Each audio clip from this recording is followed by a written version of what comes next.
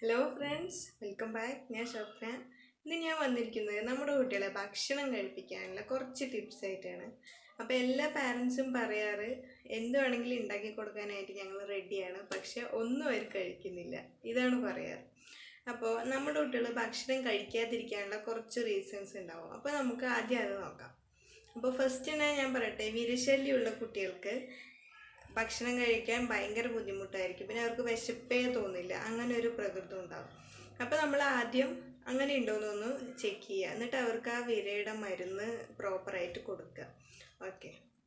പിന്നെ മറ്റൊരു കാരണം എന്ന് പറയുന്നത്, അവർക്ക് വയറ്റിൽ നിന്ന് നന്നായിട്ട് പോയിട്ടില്ലെങ്കിൽ, അതിൻ്റെ എന്തെങ്കിലും ഒരു പ്രശ്നം ഉണ്ടെങ്കിൽ കുട്ടികൾ ഭക്ഷണം തീരെ കഴിക്കില്ല. അപ്പോൾ അതും പ്രോപ്പറായിട്ട് നടക്കുന്നുണ്ടോ എന്ന് നമ്മളൊന്ന് നന്നായിട്ടൊന്ന് ചെക്ക് ചെയ്യാം. ഓക്കെ. അപ്പോൾ അതൊന്നും അവരുടെ ഒരു റുട്ടീനിലേക്ക് കൊണ്ടുവരിക, ഡെയിലി മോർണിംഗിൽ അങ്ങനെ. ഓക്കെ.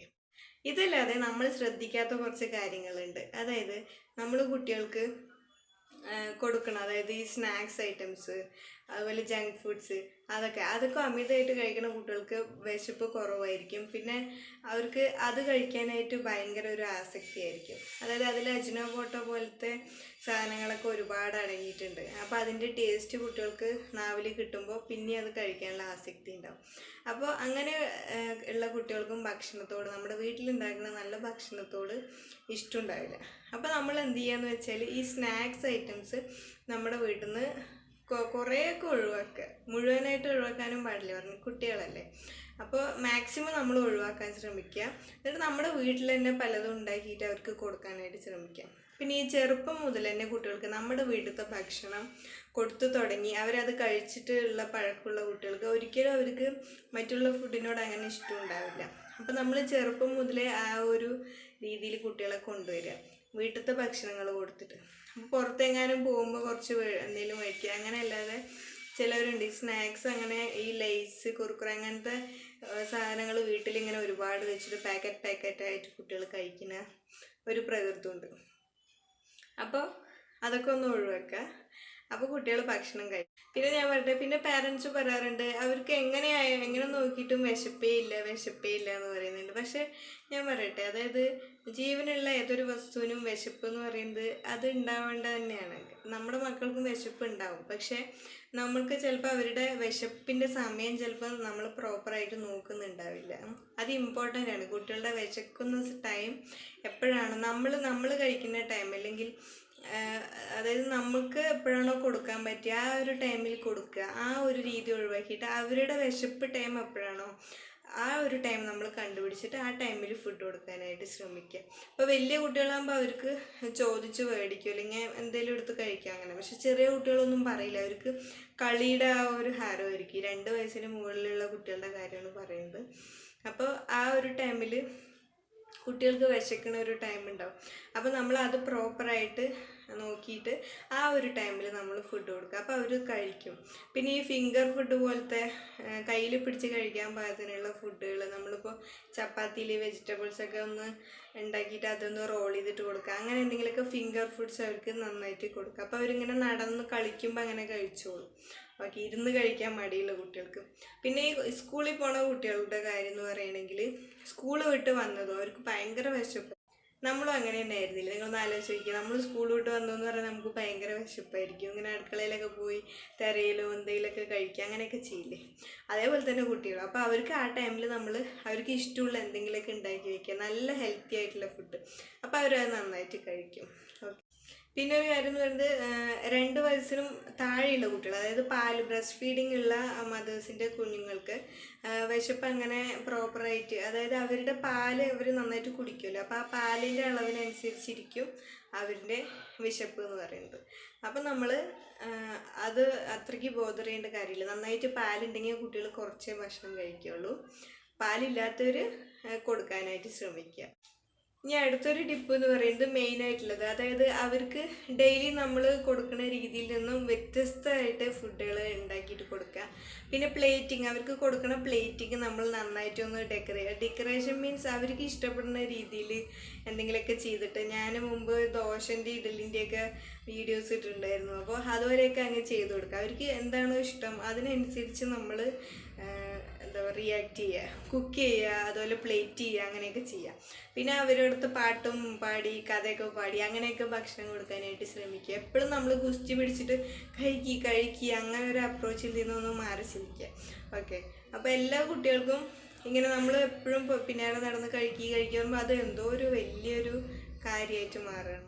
അപ്പോൾ ഫുഡ് കഴിക്കുക എന്നുള്ളൊരു കാര്യം അവർക്ക് എന്താ ഭയങ്കര അരോചകമാക്കി മാറ്റരുത്. അതിന് ഇൻട്രസ്റ്റിംഗ് ആയ രീതിയിൽ നല്ല കളികളിലൂടെ അങ്ങനെയൊക്കെ ആയിട്ട് അവർക്ക് കഴിപ്പിക്കാനായിട്ട് നമ്മൾ ശ്രമിക്കുക.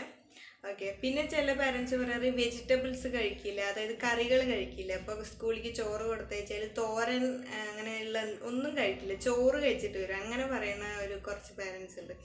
അപ്പോൾ നമ്മൾ എന്ത് ചെയ്യുക, ഇങ്ങനെ കൊടുക്കുന്നതിന് പകരം നമ്മളിപ്പോൾ ഫ്രൈഡ് റൈസ് ആയിട്ട് ഉണ്ടാക്കുക, മിക്സഡ് ആക്കിയിട്ട്, അതായത് ഗ്രേറ്റ് ചെയ്തിട്ട് ഇടുക. അപ്പോൾ കുഞ്ഞായിട്ട് കാണില്ലല്ലോ. പിന്നെ അവർക്ക് ഇഷ്ടമുള്ള ഫ്ലേവറിൽ എന്തെങ്കിലുമൊക്കെ ആഡ് ചെയ്തിട്ട് അങ്ങനെയൊക്കെ ഉണ്ടാക്കുക. അപ്പോൾ ഒരു കുട്ടികൾ കഴിച്ചോളും. പിന്നെ നമ്മൾ എപ്പോഴും ചെയ്യണം, നമ്മൾ വിചാരിക്കുന്ന രീതിയിൽ നമ്മുടെ കുട്ടികൾ കഴിക്കണം, അങ്ങനെ ഒരു ഇത് വെക്കാന്ന് വെച്ചാൽ ചെറിയ കുട്ടികൾക്കൊന്നും അത് പ്രാവർത്തികമാവില്ല. കൂടുതലും കുറച്ചുകൂടി വലുതാകുമ്പോൾ പിന്നെ നമുക്ക് പറഞ്ഞാൽ അവർക്ക് മനസ്സിലാവും. പക്ഷേ ചെറിയ പ്രായം എന്ന് പറയുന്നത് അവർക്ക് മനസ്സിലാവില്ല. അപ്പോൾ അവരുടെ ഇഷ്ടത്തിനനുസരിച്ച് നമ്മൾ ഉണ്ടാക്കുക തന്നെ വേണം, എന്നാൽ തന്നെ അവർ നന്നായിട്ട് ഭക്ഷണം കഴിക്കുള്ളൂ. വെജിറ്റബിൾസൊക്കെ നമ്മൾ ഹൈഡ് ചെയ്തിട്ടുള്ള ഫുഡുകൾ ഉണ്ടാക്കുക, അപ്പം വെജിറ്റബിൾസ് കഴിക്കും. പിന്നെ എന്താണെങ്കിലും ഇപ്പോൾ ചിക്കൻ ആയാലും എന്താണെങ്കിലും അതിനെയൊക്കെ പൊടിച്ചിട്ട് അങ്ങനെ ചപ്പാത്തിൻ്റെ ഉള്ളിൽ അല്ലെങ്കിൽ ബ്രെഡിൻ്റെ ഉള്ളിൽ അങ്ങനെയൊക്കെ ടോസ് ചെയ്തിട്ട് സാൻഡ്വിച്ച് അങ്ങനെയൊക്കെ ആയിട്ട് കൊടുക്കും. അപ്പോൾ കുട്ടികൾക്ക് അങ്ങനത്തെ ഫുഡിനോടൊക്കെ ഇഷ്ടമുണ്ടാവുമല്ലോ. അപ്പോൾ ആ രീതിയിലൊക്കെ ഒന്ന് ട്രൈ ചെയ്ത് നോക്കുക. പിന്നെ എൻ്റെ മോളുടെ കാര്യം എന്ന് പറഞ്ഞാൽ അവൾക്കിപ്പോൾ 2.5 വയസ്സ് കഴിഞ്ഞു, 3 ആവാനായിട്ട് പോവാണ്. അപ്പോൾ അവളുടെ കാര്യം എന്ന് പറഞ്ഞാൽ അവൾ ഈ നട്ട്സ് നന്നായിട്ട് കഴിക്കും, പിന്നെ ഫ്രൂട്ട്സ് അത്യാവശ്യം കഴിക്കും നന്നായിട്ട്. അതൊക്കെയാണ് കൂടുതൽ ഇഷ്ടം. പിന്നെ സ്നാക്സൊക്കെ ഭയങ്കര ഇഷ്ടമാണ്, പക്ഷെ ഞാനങ്ങനെ കൊടുക്കാറില്ല, അധികം കൊടുക്കാറില്ല. വീട്ടിലുണ്ടാക്കിയത് കൊടുക്കും, പിന്നെ അത്യാവശ്യം അങ്ങനെ കൊടുക്കാറുള്ളൂ.